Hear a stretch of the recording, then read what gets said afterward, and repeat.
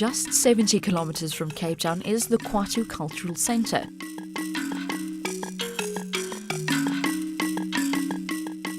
It's dedicated to preserving and promoting the culture of the San people.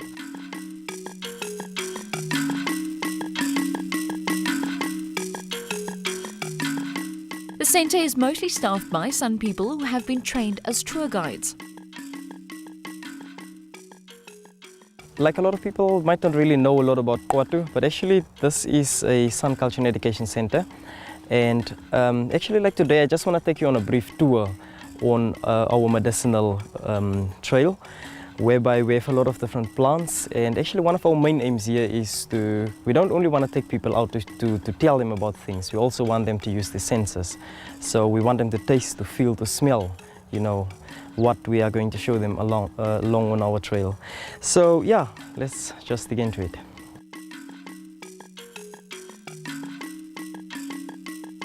Okay, so this little plant over here that I'm just quickly going to tell you about, this one is the wild rosemary, also in Afrikaans known as the kapokbos. Also in this area, especially the Western Cape, a lot of people refer to it as being the Cape snowbush.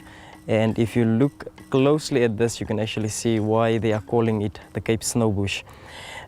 This one, the seedlings actually, this was harvested in the past, when the early Dutch women moved into the country.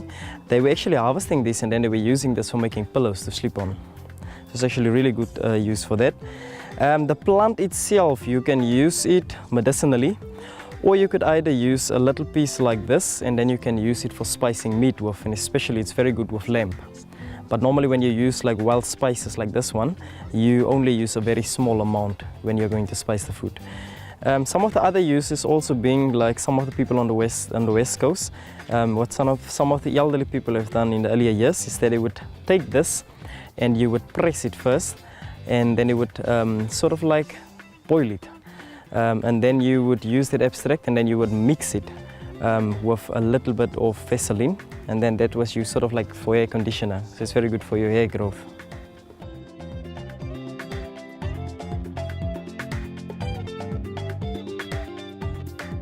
Another interesting plant in the area is the cancer bush.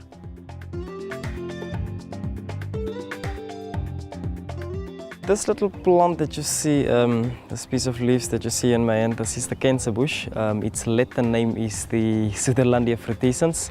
Afrikaans also have a lot of different names, kankerbossie. So there's a lot of other names that you can also call it.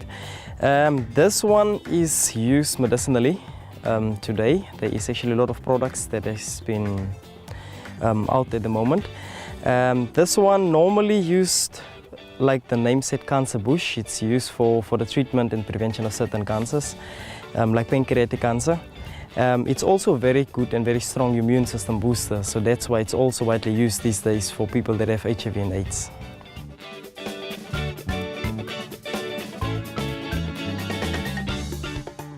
It's not just the plant life that you can learn about.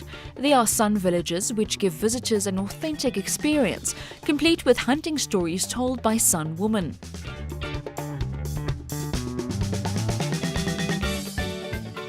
The skilled tour guides are very hands-on, giving demonstrations to help you understand the San culture and lifestyle. Okay, in the past, different San people did use different type of stick to start their fire with. So the group who was living in this area was called the Cham people. So they did use the dry stick of the melkbos stick to start their fire with. But the more you go up to Africa, to Namibia and Botswana area, the group there, they use the baobab tree and the acacia tree and the amarula tree to start their fire with. So you use two different type of the stick to start your fire with. You have the soft one, which refers your female stick, and the hard one is your male stick.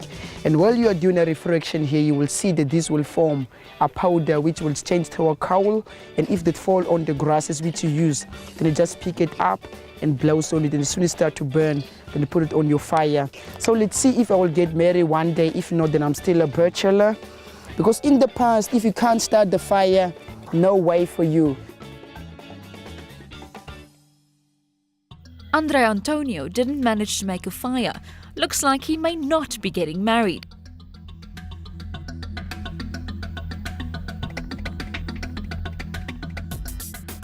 There are other attractions in Khwattu.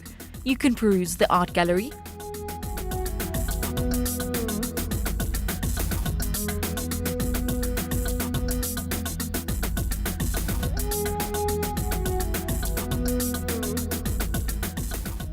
or pick up a trinket at the craft shop.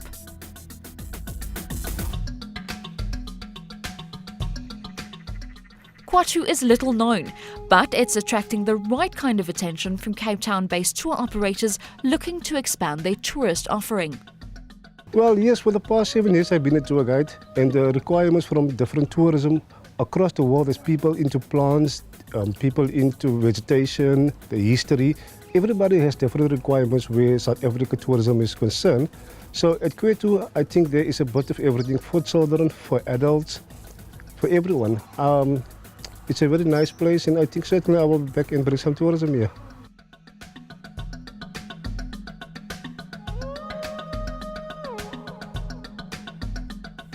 On the 20th of May 2013, Khwattu were accredited by the CATHSETA. Now that's the Culture, Arts, Tourism, Hospitality and Sports Sector Education Authority. And they were accredited for the provision of nature and cultural site guide skills program. Joining me now in our Cape Town studio is Andre Falboy, and he is a Khwattu tour guide. Andre, thank you so much for taking the time to talk to us. Firstly, congratulations on your accreditation with CATHSETA. What does this mean for your work? It means a lot for us at Khwattu because of now we know we are a registered training center. Of course, Andre, the SAN are also referred to as the first people of South Africa, and this is a significant statement. Talk to me about whether you believe that enough is being done to empower the SAN people, and whether you feel that this is a culture that has been adequately preserved.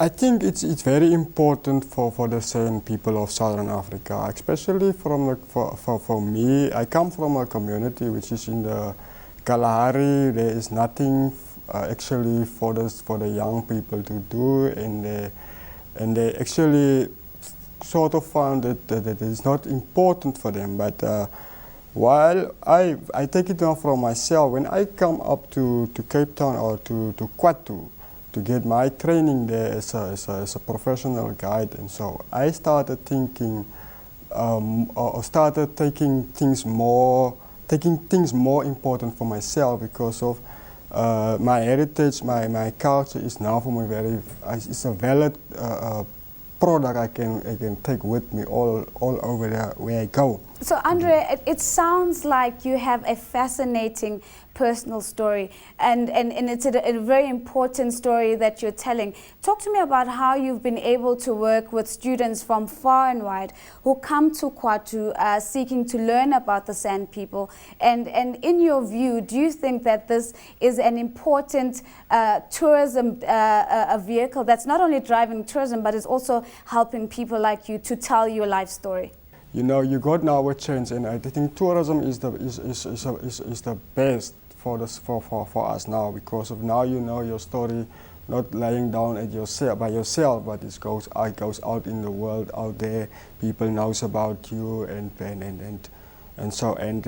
the trainings coming, yeah, I think this is one way to tell the story. It is quite evident that you're doing phenomenal work, but the journey that has gotten you to this significant milestone must have been one that's been rather difficult and maybe even expensive. Talk to me a little bit about how you go about getting funding for the work that you do, and what are your future plans moving forward?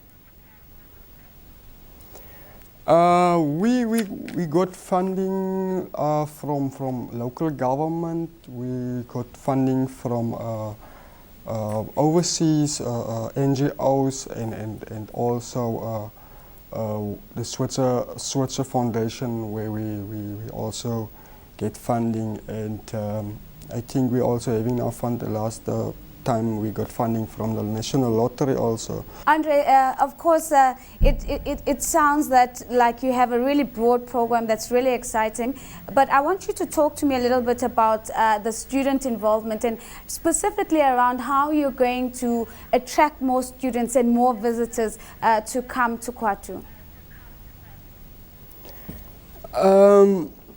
What we actually do, we're doing marketing via internet or our website. We can also sending our brochures out to B&Bs and also to the tourism centers.